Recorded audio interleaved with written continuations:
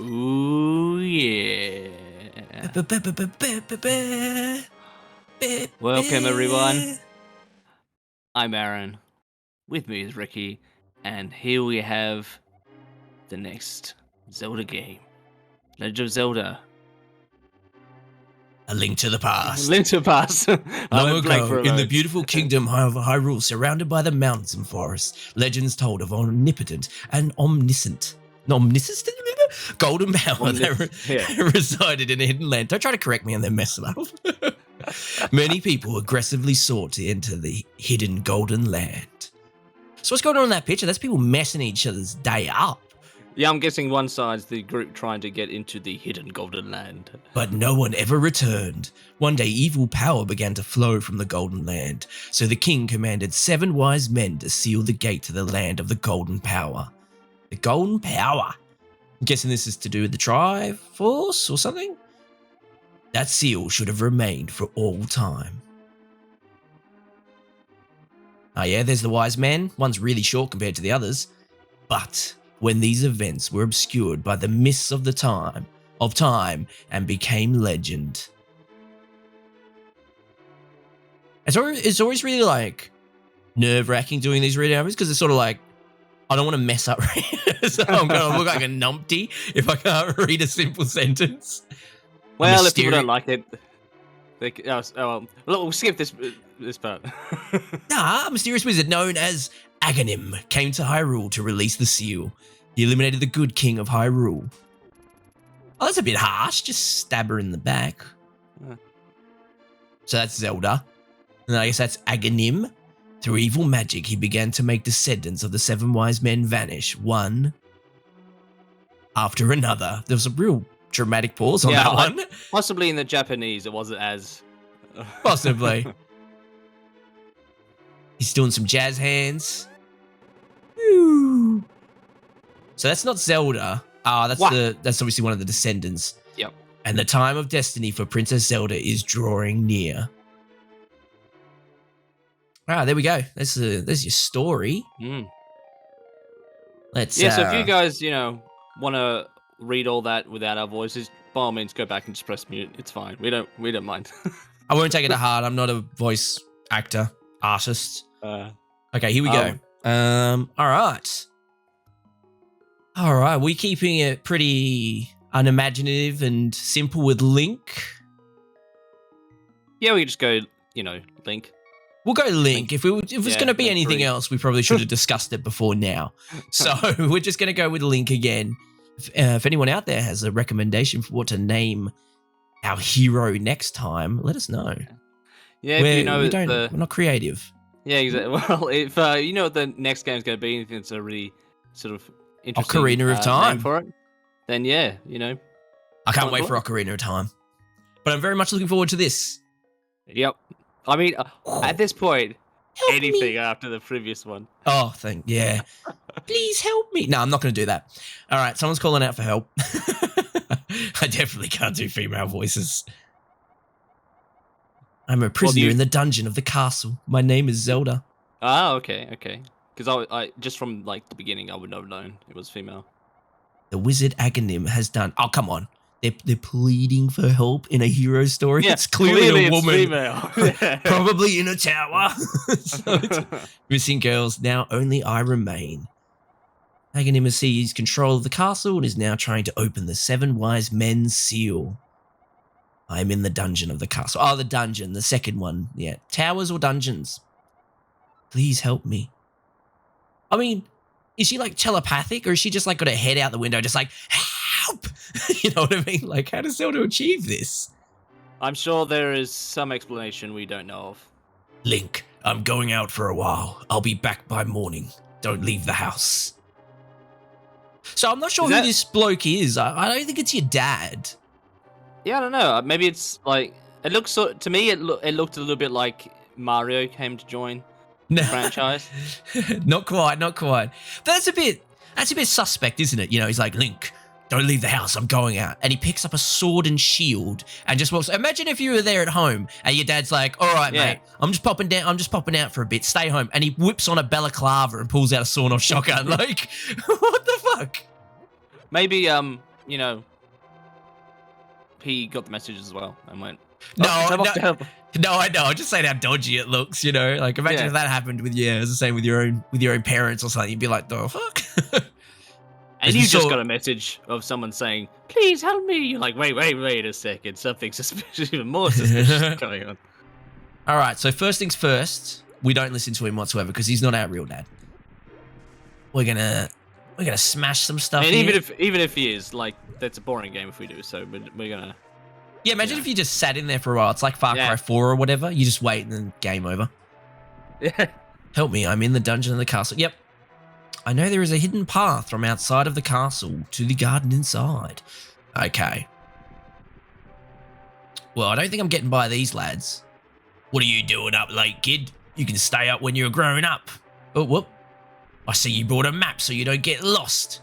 Press X to look at the map. I'm literally looking at the controller. Oh, yeah. Ooh, that's a cool little map, isn't it? Look at that. Pretty funky. It's kind of 3D. As I said, like Pokemon's probably the biggest genre I played that was very similar to that, and so I just think of Pokemon when I see it. Especially because those houses sort of make me think of Pokeballs. But everyone we're playing Link in Time now with this Zelda game. We're A Link to the Past. You can tell that I've never played them. No. But I've played many JRPGs with very similar art style and that, that sort of era, that JRPG, classic look that sort of came about. And it just looks so good, and I think it just holds up even today. I think that was sort of the thing that just they hit on and did so well. Yes. That even today, so many games are still made in very similar style, and they just work.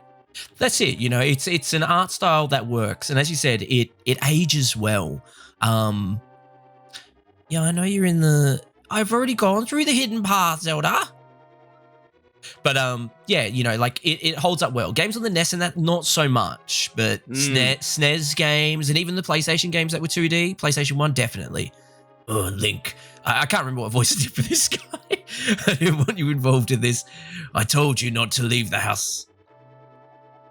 Take my sword and shield and listen. You can focus power in the blade. Hold the B button. Then release it using the secret technique handed down by our people. Hold B is the secret technique. Link, you can do it. Save the Princess Zelda is your... Oh, ta-da! What? Sister? I mean... Lover? Oh, well, it's left there purposely, I think, isn't it? A little bit of mystery. Yeah. He just straight up dies. Isn't that a bit disrespectful? This is your, parental figure. He dies as he hands over his sword and shield with his last breath, and you're just like, ta-da! Just hold it above your head. Oh, yeah. I mean... at least you could have shown a little bit more of a, Oh, can't use magic. Oh, that's all right. Link does seem very emotionless here, though, to be fair. So, I mean, just look at his beady eyes. Well, look at him. He's got his pink hair. He's going through that rebellious phase. He's like, whatever, old man. Don't tell me what to do. Smashing pots for those... No, that's it. Gems and potions. This is where the pot murder begins. Yeah. There was a little bit in 1, wasn't there? But I don't think there was none in 2. No pot murder in 2. No, we swung at blocks and statues and. Actually, was there pot murder in 1? In 1, I actually can't remember if there were pots. Maybe this is the beginning of the pot massacres. This might be the beginning of the pot. I can't remember if we maybe we just killed a bunch of enemies that dropped stuff. It was more likely to drop rupees and that. What have we done? What have we done? He was coming at me hard. All right. No, but I love this, as I was saying, we played a lot of these games. Technically, well, I was very young when this game came out, and I actually didn't play any of the Zelda games until Ocarina of Time on the 64. I had a Super Nintendo, but I actually didn't know about Zelda. I was a little kid. Unless I had a friend who had it or anything like that, I didn't really know about it, and I didn't used to read gaming magazines at that age, so I actually didn't know about Zelda. So I never actually got to play this despite playing a lot of games on the Super Nintendo. And I feel like I really missed out. I would have loved this as a kid. Well, like as I said, a lot of the games that I played that was very similar to this were like on like the Game Boy, and going forward there because Nintendo, when they advanced, with gaming consoles and stuff, and computer games, this sort of like art style and game still fit really well on the Game Boys, and sort of the portable game, and so many of them were done in this style. But I think we've both mentioned to each other before that later on we played and many people still do play games, older games like this on emulators, and that's we've been introduced to that sort of thing as well. So but no, it's definitely cool to like go and play it on the original console and stuff rather than just on an emulator or something. No, that's it. And and it was much the same way for me. As I said, I did have a Super Nintendo, but at that age, games were pretty few and far between. I owned a few. You rented games where you could. I didn't get that much opportunity to, and otherwise you borrowed them off your mates and things like that. It was later on, sort of, the early 2000s, when exactly, your mate comes along with a CD-ROM, blank white with fucking Sharpie on it. It's like Super Nintendo ROMs. And he's like, I've got a gift for you. Where the fuck am I going? And that's exactly it. That's where I mainly played these because, my computer at the time it wasn't great. It could play some games, but, at that point it was actually pretty dated. So having an emulator and some ROMs that you could play instead was fucking awesome because obviously they ran fine. Emulation's actually been great for Super Nintendo and that since like the early 2000s, late 90s even, I think. Mm-hmm. Ooh, Boomerang! The Boomerang, a classic. Wacha. So I know. So the hearts at the top there, obviously, our health. Yes. The traditional hearts finally being used as, representation of our health there. Yes. What is the green thing? Green is magic. Bar. So far left is magic. It's used for a few different things, but right now the lamp is the only thing. So whoop, you see it goes down. Basically with that lamp, there are sometimes these like braziers in the corners, in dark rooms, and you can light them up by spitting a bit of fire on them. And you need magic for that. Otherwise, the boomerang doesn't use magic. Then obviously, with the symbols there, you've got your rupees, you've got your arrows, your bombs, and you've got your keys. Oh, so is that a bomb? I thought it might have been a potion or something. Oh, no, that's a bomb. And the funny thing about the hearts is I think it's obviously probably varies by any, but it's actually 2 hits per heart. It sort of turns... Ooh. So I remember he's got a pretty simple attack pattern, this guy. Yeah, isn't this the boss that was like... I remember him in the second game. Oh, no. He's got nothing on old Gorma or whatever that big mungo-headed fella was called. That me living cave looking fella from number 2. No, as you can see, it's obviously a lot easier. Ta-da! You got the big key. This is the master key of the dungeon. It can open any locks that small keys can't. Sorry. Well, I think before we talk to Zelda, no, stop it! It's automatic. I'm talking, Zelda. Shut up.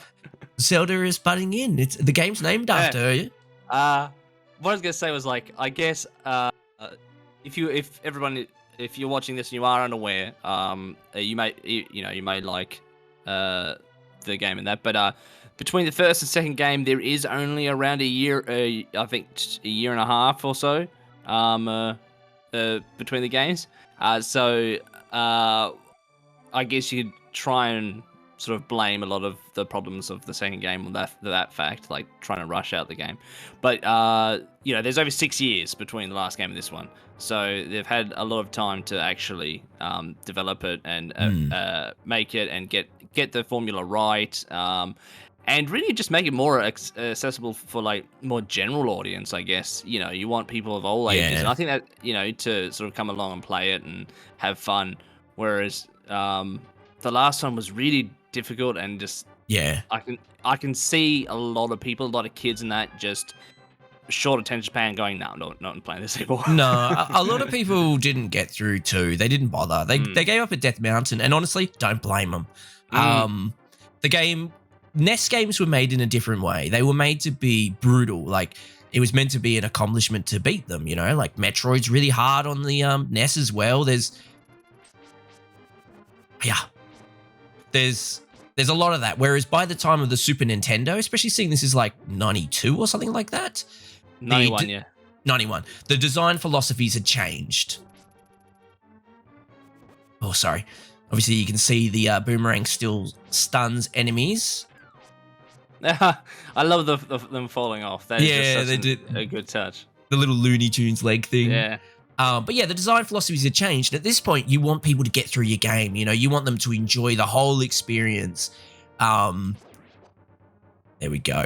Rather than it just being this difficult slog to brag to the people who couldn't beat it, you know? Now it's about playing the whole thing. And because you want that, and by this point as well, the game industry is picking up as well. Like, there are more competitors and stuff. Definitely. So you want your game to be recommended. And so if people are like, it's too hard, I got bored of it, all this sort of stuff, I didn't finish it, blah, blah, blah, then that's definitely, when they're telling their friends, probably something that they might go, oh, I don't want to spend money on that then. Exactly. Whereas, if it's just like, oh, it's so fun, I feel like a hero, we got through it, you just wait for the ending, man, the ending was great, and, wait to get, it makes more of an excitement, and, you sell more copies. Exactly, and there is still difficulty to be had in the Super Nintendo games. Like, definitely, there is difficulty to be had, but it wasn't. Oh no, it's obviously not there. Whoops. Oh no, that's right. Yeah, my bad. There's definitely still difficulty to be had, but it's nowhere near the same relentless slog as a NES game, and that's it. And I think there's a secret passage in the throne room that leads to Sanctuary. I'm sure the old man will help us. Will help us. I mean, I guess we could do that, but I'm just saying we could also like leave the way we came in. Okay, here. How bad though would you feel if you were these like dark nuts or whatever they're meant to be? Like this kid that's what, like 14, like 15, like he's still young, comes in, just starts beating the crap out of all of you. Yeah, well. When we were speaking to Zelda before, you might have missed it when you were talking, but she actually says that the guards are actually under a spell by the by the guy who's taken over Aghanim or whatever, which is actually kind of sad. You know what I mean? Because you're killing these guys and they're not actually bad. You know what I mean? Their mind has like been taken over or whatever, and like you gotta kill them, and that's kind of rough. It is. Yeah. It is funny because like. A lot of games, they do just try and make the whole, like, the bad guys brought their army, and so you don't have to sort of feel that, guilt, I guess, and that. Snakes. Snake. Like, I think I mentioned to you, and it may have even been during our, like, Ghost of Tsushima. Okay. Just heads up to everyone. Oh, God! Trying to talk, you murder snake! We had a little bit of my Super Nintendo locked up, so we had to do a little restart. I unfortunately had to run all the way back through everything, but we would have just seamlessly cut you in as we walked through. Still easier than the second game. Oh yeah, I'd do that 10 and the times first over. game, to be fair. Yeah. But no, what I was saying is that if you guys want to watch more of our stuff, go back and watch the first and second game, our playthroughs, and subscribe, hit the like button, the bell button. Follow us with this one. Ooh. After we pass through these sewers. Okay. But the point I was making before we were interrupted was that in regards to like killing guards that are brainwashed and that, in a lot of games like the guards or what you're killing are clearly evil, so you don't have to feel that guilt. Yeah. And I think I did mention this in our Ghost of Tsushima playthrough, but in Assassin's Creed, in like some of the newer Assassin's Creed ones, you go to like the bases of like just the normal soldiers in the country in like Egypt or Greece or whatever, and you end up like killing them, and it's like these guys aren't really actually bad guys, they're just doing their job. Yeah, it's just a good way to make money, and then you get land and stuff. Like, And I'm just coming in here to get something, and then they spot me. I'm like, no, no, I don't want to kill you. It's like, I'm sorry. Oh, I'm so. Oh my God, they're all dead. You're just doing your job. You're just like they're just guarding like a storage facility by the docks or something, and I've come along to just to get something, and I've ended up killing them all. It's like, oh my God, wrong place, wrong time. They weren't even doing anything evil. No, that's it. I mean, it's like that in plenty of games. You end up slaughtering people who aren't doing anything wrong. Yeah. You may have someone who is that you're ultimately after. Yeah. But you kill a lot of mostly innocent people. Yeah. I mean, if you think about a lot of the things that, even if it's like when you get one and like the bad guy's like, he's running the show or whatever, but nobody knows all the evil doings he's up to and all that. Yeah. And it's like, and then the police try and stop you. You look like a lunatic. You know what I mean? Like slaughtering people and blowing up buildings. Like, of course they're trying to stop you. And like, and then they die and they're innocent, really. Yeah. Like they aren't to know. They're just, they don't know. They don't know what's happening. They're just doing their job. And, it's always funny because when you, like, there are games where situations like that, there's like that, like the one cop that's clued in and decides to let you go and all this sort of stuff. Yeah, generally. But then you end up murdering these other cops later on. It's like, damn. Yeah, it's probably like his partner. Yeah, if they knew like what was going on, they probably would be like, yeah, no, that's fine. Yeah, you can go too. But from their point of view, they're just being told by their boss, like, yeah, this guy's blown up a building, robbed a bank.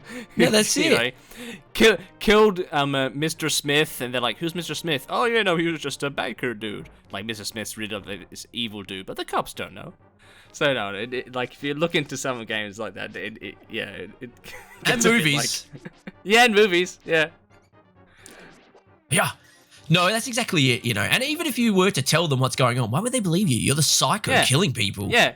It's like they're more likely to be like, okay, we'll come to the station and we can investigate this. No, man, everyone's corrupt. Nothing's gonna happen. It's like, dude, what do you want me to do then? Yeah, exactly. I'm a police officer or whatever. And I always have to laugh in like movies and that when the police officer, like in a police chase, and like the police are chasing the good guys, and they're like doing the big car chase, and like the police cop cars crash and like flip and that, and you're just like, they're dead.